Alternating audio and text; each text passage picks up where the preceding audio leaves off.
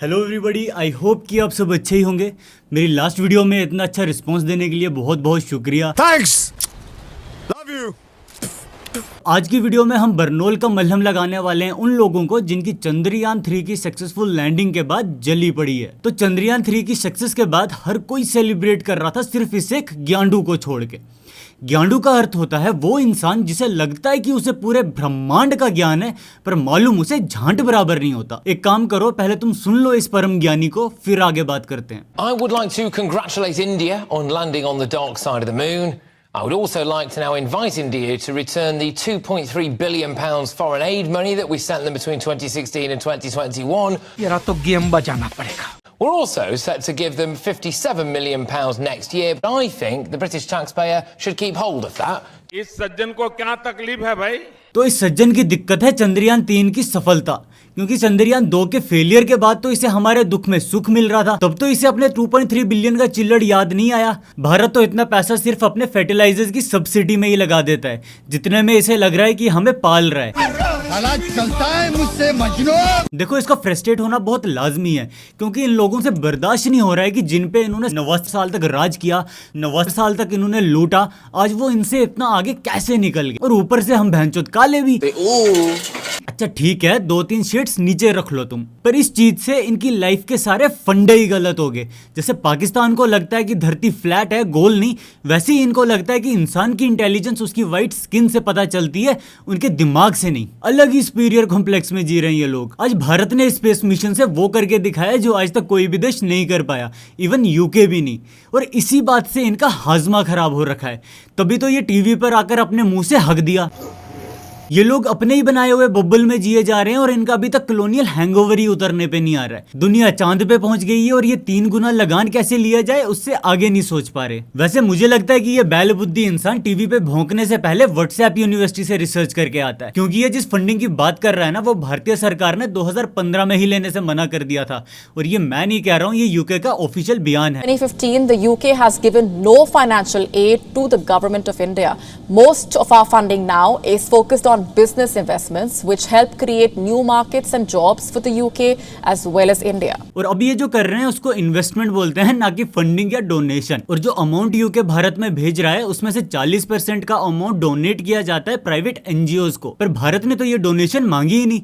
फिर ये लोग ये डोनेशन आखिर कर क्यों रहे हैं, जबकि इनकी खुद की फटी पड़ी है। यूके की खुद की 20% पॉपुलेशन अभी भी पॉवर्टी में है, मतलब 13.4%, हर 5 में से एक बंदा। हर साल यूके में 90,000 लोग पॉवर्टी के कारण अपनी जान गंवा देते हैं, पर स्टिल इनको भारत सरकार के मना करने के बाद भी भारत में पैसा भेजना है, क्योंकि इसके पीछे इनका एक एजेंडा छुपा हुआ है, जिसके तहत ये हिंदुस्तान के गरीब लोगों को क्रिश्चियनिटी में कन्वर्ट कर रहे हैं मदद के नाम पे।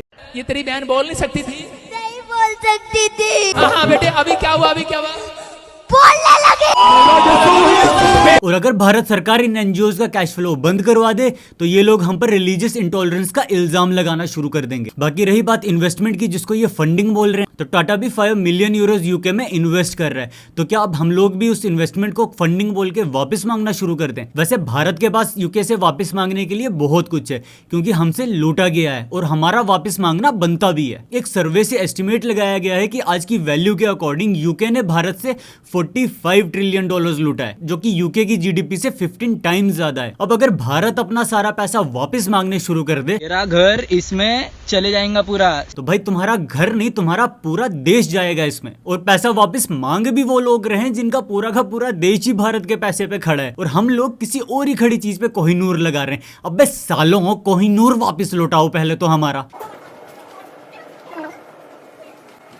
ही है। यूके के अलावा और भी बहुत से ग्यांडू लोग हैं जिनका ये मानना है कि हिंदुस्तान को इस मिशन के अलावा ये पैसा हॉस्पिटल्स बनाने में लगा देना चाहिए, या यूनिवर्सिटीज बनाने में लगा देना चाहिए था, या फिर गरीबों के घर बनवा देने चाहिए थे। तो भाई 600 करोड़ की मूवी की टिकट लेने से पहले क्या तुम्हारे दिमाग पे पत्थर पड़ जाते हैं? तब तुम्हारे दिमाग में ऐसा कोई ख्याल नहीं आता। देश में जब कुछ बड़ा करने जाओ तो ये लोग शुरू हो जाते हैं कि मैं गरीब हूँ, मैं गरीब हूँ, देखो यार, हमारे देश की जो जीडीपी है वो 3.75 ट्रिलियन डॉलर्स है और भारत ने बेयरली 2 बिलियन डॉलर्स इसरो पे स्पेंड किया होगा। तो ये कहना बिल्कुल गलत है कि भारत बेफजूल का खर्चा कर रहा है। उस सेम मिशन में बाकी कंट्रीज का 16 से 25 बिलियन डॉलर्स तक का खर्चा आ जाता है।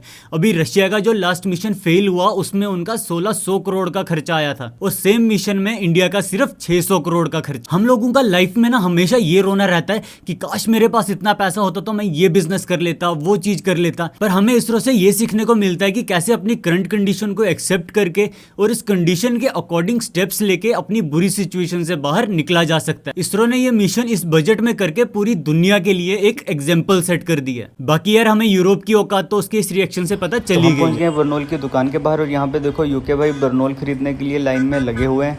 इनसे पूछते हैं जरा इन्हें कैसा लग रहा है चंद्रयान की सफलता के बाद। अरे माँ चुदी पर ही है, बता रहे हो करे। तो आज की वीडियो में सिर्फ इतना ही। अगर आपको ये वीडियो अच्छी लगी है तो लाइक करो, शेयर करो और सब्सक्राइब तो जरूर करो यार। और अगर पाकिस्तान के रिएक्शंस पे सेकंड पार्ट चाहिए तो कमेंट करके बताओ।